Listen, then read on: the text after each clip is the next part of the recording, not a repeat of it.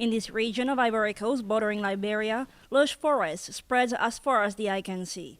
It is one of the most fertile regions in the country, but also one of the most heavily impacted by the political crisis after the 2010 presidential election. Post-election violence led about 300,000 people to flee the country, leaving everything behind. Many of them came from here and fled to Liberia. One refugee was Leontine Mea, who made a living by cultivating her ancestral land. She came back after 2 years in a refugee camp. When I came back, I went to see my land, and I saw that distant relatives had sold my land, and that other people were occupying it.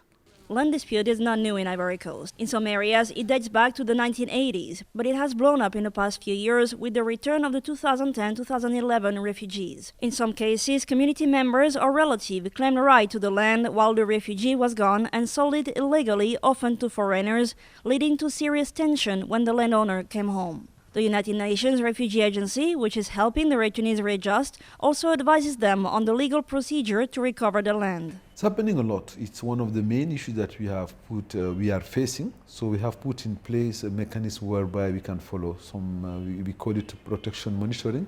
You cannot have social cohesion when people don't get the rights to be reinstated. Joël Guéhi also saw his land taken away, but he managed to find a solution thanks to the mediation of the local chief. We went to see the chief of the village, and he proposed that we do share work. We thought about it and eventually agreed.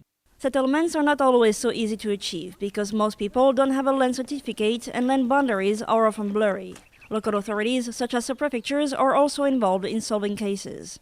L'État a pris un décret portant délimitation des territoires villageois. The state has issued a decree regarding the boundaries of village territories. The state is due to finance it. And I believe that if this operation goes through, it will really decrease the number of conflicts, not only here, but in the whole of Ivory Coast as well.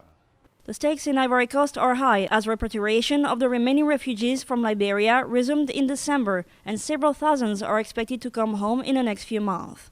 Emilie IOB for VOA News in Blodecan.